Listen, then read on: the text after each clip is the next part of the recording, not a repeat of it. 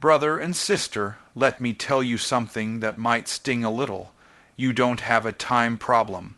You've got a priority problem. See, success doesn't begin when you walk into the office or log into your emails. It doesn't start when someone else puts a demand on your time. When you own the morning, you own the day. That's not just a catchy phrase. It's a principle that governs the lives of high performers, leaders, and people who operate in purpose and power. The first hours of your day set the tone for everything that follows. If your morning starts in chaos, confusion, or complacency, don't be surprised when your results reflect that same energy. But if your morning begins with clarity, with discipline, and with spiritual alignment, then you position yourself to lead, to grow, and to win consistently. Most people wake up reacting. They're already behind. They wake up to alarms, to emails, to demands. Their feet hit the floor and they're already chasing, not creating. The problem with this reactive pattern is that it trains your mind to always be responding to life instead of directing it. Owning the morning means you take control before the world even tries to tell you who to be. You step into your authority before circumstances attempt to define your value or distract your purpose. This isn't just about getting up early. It's about what you do with those early hours. You can wake up at 5 a.m. and still waste your morning if you fill it with distraction, meaningless activity, or emotional clutter. Owning the morning is about intentionality. It's about building a system that serves your future, not just your feelings. You don't need a perfect routine. You need a powerful one that aligns your body, your mind, and your spirit for the battles and blessings of the day ahead. In those first hours, you set the spiritual and mental thermostat. You decide whether your day is going to run on peace or panic, whether your attitude will be gratitude or grumbling. That choice happens before the emails come, before the phone rings, before the traffic hits. If you don't decide in advance who you're going to be, you'll end up becoming whatever the day demands. And that's not leadership, that's survival. People talk about time management like it's the key to productivity. But the truth is, energy management, begins in the morning. What you do in the early hours either fuels your focus or drains it. If you wake up and the first thing you feed your mind is social media or bad news, you're poisoning your potential before you've even had breakfast. On the other hand, when you wake up with purpose, when you speak life over yourself, when you pray, move your body, feed your mind, and visualize your goals, you're telling your brain and your spirit, we came here to win today. Owning the morning also communicates something deeper, that you honor your calling. You're not casual with your time because you're not casual with your mission. That's why this discipline isn't optional, it's essential. You can't ask for excellence and operate with laziness. You can't pray for increase and live in disorder. The morning is where you prove to yourself and to God that you're serious about stewarding what you've been given. And when you consistently show up with that kind of commitment, everything in your life starts to shift in alignment. The morning is a test. It's where you choose if you'll master your mind or let your emotions take the wheel. It's where you either build momentum or make excuses. Every day, the opportunity is there, the difference between ordinary and extraordinary. The extraordinary are willing to do the things no one else sees, so they can live the life no one else gets. That starts in the quiet hours when nobody's watching, when it's just you, your thoughts, and your vision. That's when the real work begins. Discipline builds identity. That's not just a motivational statement, it's a universal law. The actions you repeat every day shape the person you become. Your habits don't just influence your life, they define your self-image. Every time you choose discipline over comfort, you reinforce a message to yourself. I am someone who follows through, someone who shows up, someone who gets it done regardless of how I feel. That message becomes part of your identity, and once it's locked in, your behavior begins to follow with more consistency and less resistance. Most people try to change their lives by focusing on outcomes. They say, I want to be successful, I want to be fit, I want to be wealthy. But they never shift the behaviors that support those outcomes, and more importantly, they never shift the identity that supports those behaviors. Discipline is the bridge between who you are and who you are becoming. It's the evidence that you are no longer living based on emotion but by intention. When you build discipline into your daily routine, you begin to see yourself differently, not as someone who tries, but as someone who does asterisk. That change in perception is what drives transformation. Discipline is not about perfection, it's about consistency. You don't need to do everything right all the time, but you need to keep showing up. You need to train your body and mind to obey your decisions, not your emotions. Feelings will lie to you, feelings will tell you to quit, but discipline reminds you that quitting is not an option. Every time you choose discipline, every time you get up when you want to sleep in, every time you pray when you feel distracted, every time you do the hard thing, you cast a vote for the type of person you believe you are. Over time, those votes become a new identity. Your brain is always watching. It's paying attention to what you do, not just what you say. You can speak affirmations all day long, but if your actions don't back them up, your brain won't believe you. That's why discipline is so powerful. It creates evidence. It builds confidence from the inside out. Confidence isn't about hype or motivation. It's about knowing you can trust yourself, and that trust is earned through daily discipline. People often think discipline is restrictive. They believe it's their freedom. But the opposite is true. Discipline creates freedom. When you are disciplined with your time, your health, your finances, and your mindset, you're no longer controlled by external circumstances. You move from reacting to life to creating it. You stop being a slave to your impulses and start becoming the master of your outcomes. That's real freedom. That's real power. The deeper truth is this. If you don't intentionally build discipline, you'll default to self-sabotage. Without structure, chaos takes over. Without accountability, excuses multiply. And without discipline, potential is wasted. You can be talented and still lose. You can be gifted and still fail.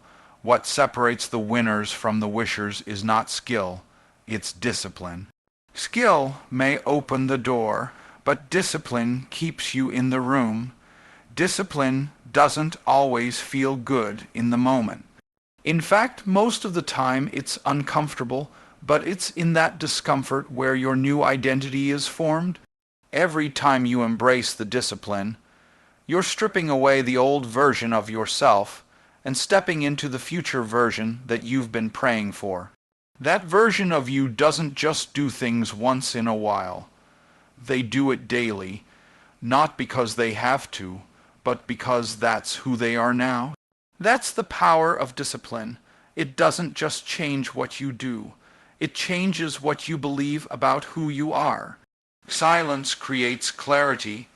In a world filled with noise, distractions, and constant input, silence has become one of the rarest and most powerful tools available.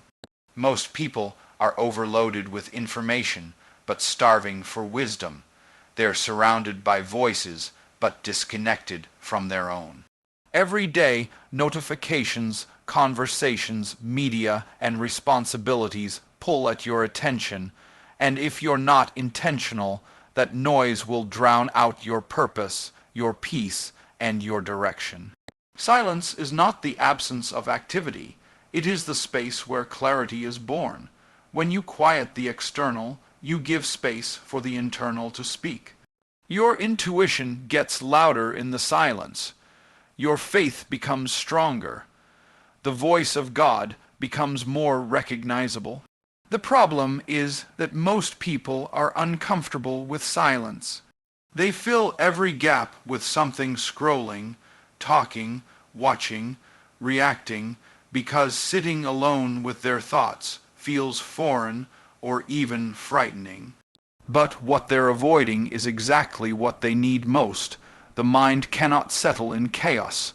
Creativity, strategy, and divine insight require stillness to surface. In silence, things become visible that noise conceals. You begin to recognize the patterns that are holding you back. You start to see the difference between movement and progress. You notice where you've been running in circles, confusing busyness with productivity. Clarity doesn't come from more information. It comes from deeper reflection. Silence allows you to pause long enough to ask the questions that matter. What am I really doing? Why am I doing it? Is this aligned with my purpose? What's the cost if I keep ignoring this?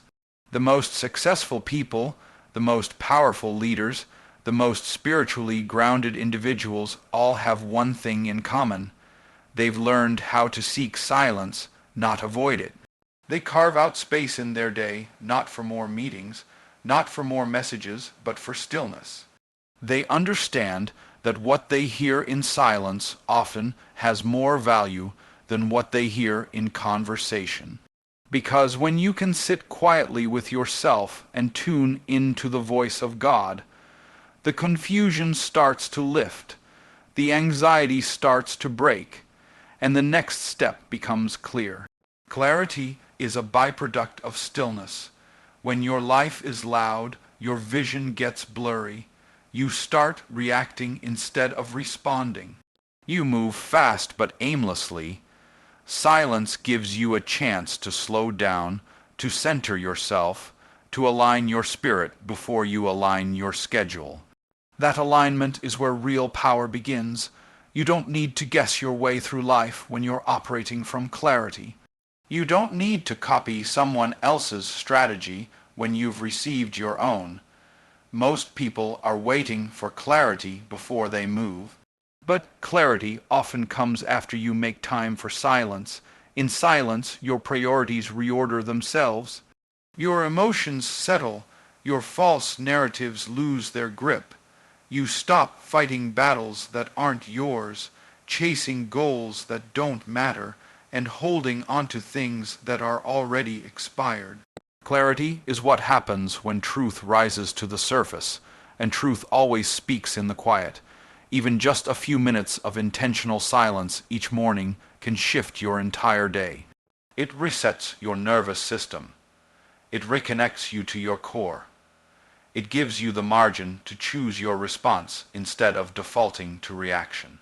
Silence isn't wasted time, it's preparation. It's the space where decisions are made with wisdom, not worry. It's where strength is renewed without striving. It's where purpose is remembered when pressure tries to make you forget. You don't need to add more to your life to gain clarity. You need to subtract the noise. That noise may come in the form of people, media, habits, or even your own inner critic. But once you learn how to separate yourself from it, you begin to see with fresh eyes. You start noticing what you were blind to.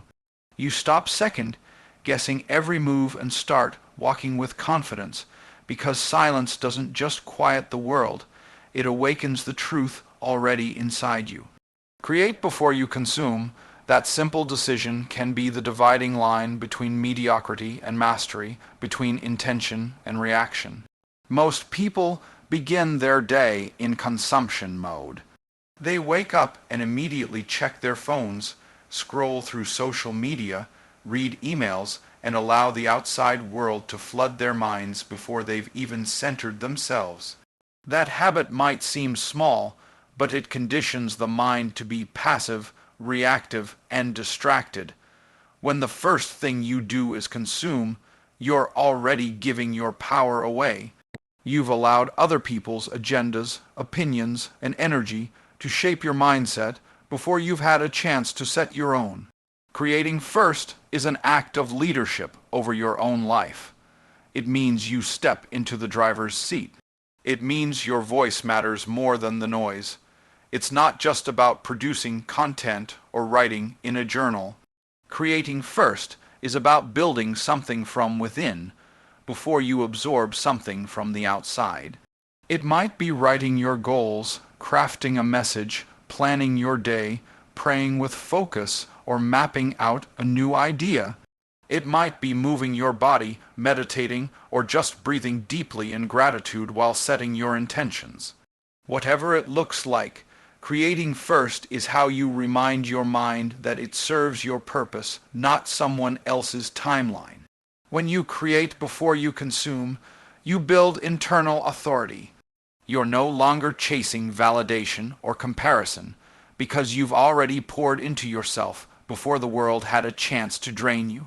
You're no longer trying to find your value through someone else's highlight reel because you've already connected to your own source of clarity and creativity. That space you create in the beginning of your day sets the emotional tone for everything that follows.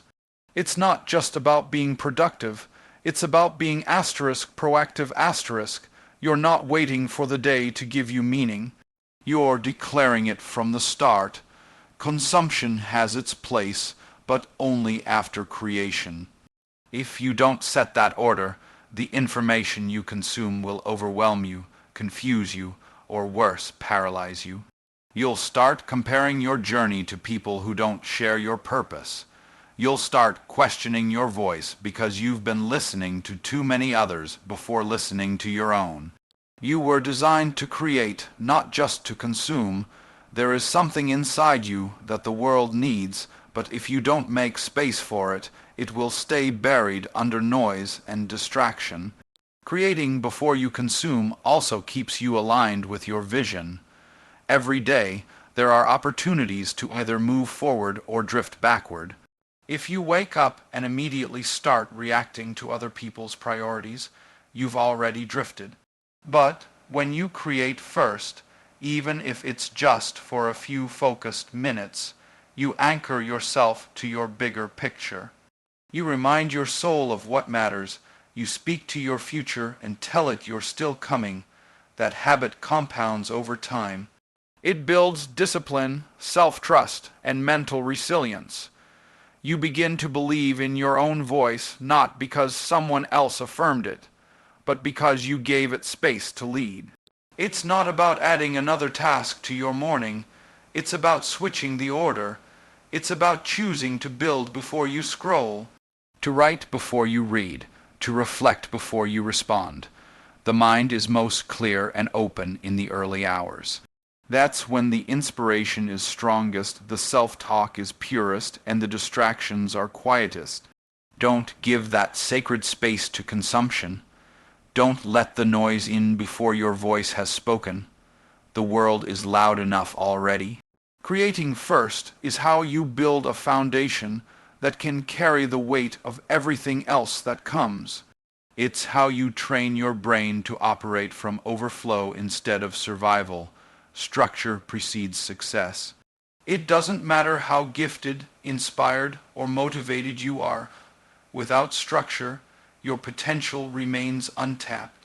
People often believe success is about talent or luck, but in reality, success is about order. Chaos and greatness don't coexist. A cluttered life, a disorganized mind, and an inconsistent schedule will always limit your results. Structure is the container that allows your purpose to flow freely. Without it, your energy leaks, your focus scatters, and your vision becomes blurry. When your life lacks structure, your goals remain wishes. But when structure is in place, your success becomes inevitable. Structure is not about rigidity. It's not about controlling every second of your life. It's about creating systems and rhythms that support the life you are building. It's about designing your environment so it aligns with your values and vision. A structured morning routine, a structured workspace, a structured set of habits, these aren't limitations, they're foundations. The stronger your foundation, the more you can build. You don't rise to the level of your goals, you fall to the level of your systems. Without structure, your ambition will collapse under the weight of inconsistency. Most people admire the results of successful individuals, but they overlook the discipline and structure behind those results. They see the fruit, but not the root. They see the harvest, but not the planting schedule. Structure may not be glamorous, but it's what keeps you grounded when motivation fades. It's what keeps you moving when you don't feel like it. It's what allows your habits to take over when your emotions try to talk you out of it. You can't be driven by how you feel. You have to be led by the structure you've chosen to follow. Every area of life that flourishes does so because it has structure. A business succeeds when it has clear systems. A body grows stronger with structured training and nutrition. A relationship thrives when it's built on intentional communication and consistent investment. Your spiritual life deepens when it's built into your daily structure, not just left to chance. Success touches every part of your life when structure supports it. Without structure, your spiritual life drifts, your health declines, your finances spiral, and your time gets stolen by low-value activities. People often resist structure because they think it limits freedom, but the truth is that structure is what creates freedom. When your days are structured, you don't waste energy on decision fatigue. When your finances are structured, you don't live in anxiety. When your time is structured, you don't constantly feel behind. Structure is how you protect what matters. It's how you say yes to your calling and no to distractions. It's how you multiply your results without multiplying your stress. Structure also creates space for creativity. Most people think freedom means doing whatever they want, whenever they want, but that kind of freedom often leads to chaos and regret. True creative power is unlocked when you have a structured space to channel it. A songwriter still needs a beat. A painter still needs a canvas. A speaker still needs a framework. Your mind will give you ideas, but structure is what brings those ideas to life. The more structure you have, the more freedom you gain, not less. You don't need to structure everything overnight, but you do need to start. Start with your morning. Start with your priorities. Start with your non-negotiables. Structure brings clarity, and clarity brings peace. You stop guessing and start executing. You stop drifting and start directing. Your structure becomes your strategy. It becomes the invisible force that carries you when life gets busy, when motivation dips, and when emotions try to take over. Structure turns your vision into a process, and that process is what leads to consistent progress. Don't snooze on your calling. Every time you hit the snooze button, you're not just delaying your wake-up time, you're delaying your assignment.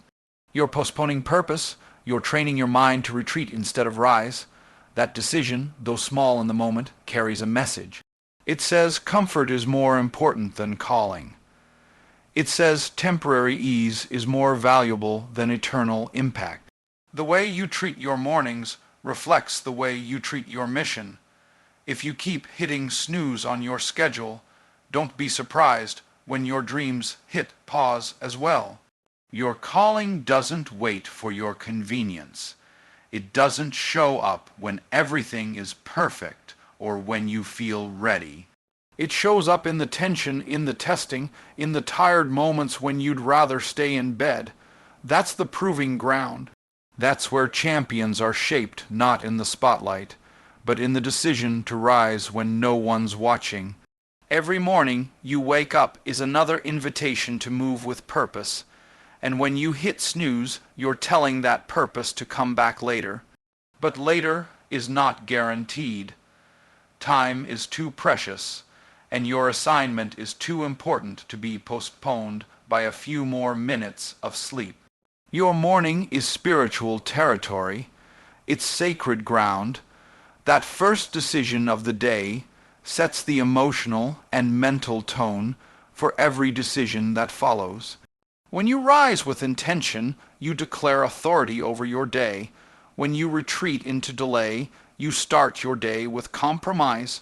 That compromise compounds. It shows up in your focus, your energy, your attitude. It's not just about getting out of bed. It's about getting into alignment. When you wake up and move with discipline, you remind yourself that you serve a mission bigger than your feelings. You can't keep asking for breakthroughs while treating your mornings like they don't matter.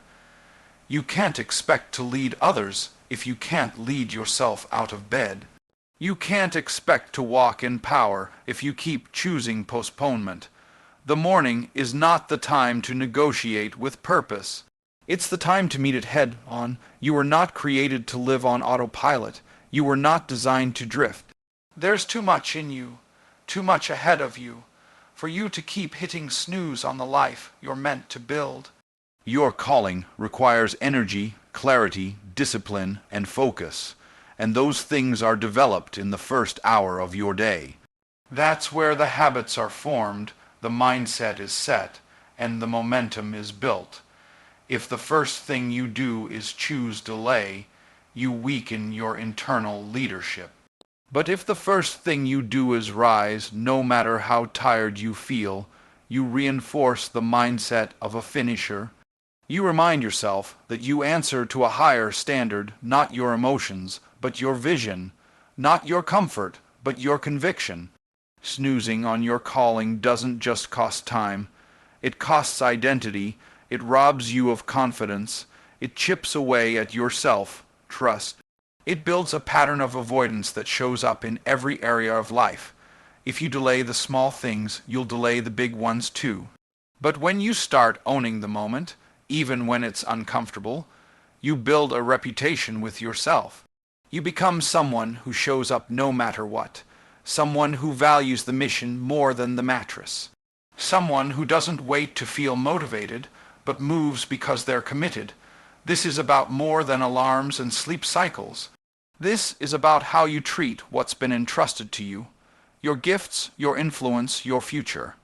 None of it can be stewarded well if you live in a pattern of procrastination. Carry the people who win aren't the ones who do the most, but it can't receive it if you're always putting it off. Your calling is voice-activated, and the first voice it responds to is your own. When you say yes to rising, yes to showing up, yes to pressing forward, you signal that you're ready for more, that you're no longer hitting pause on purpose.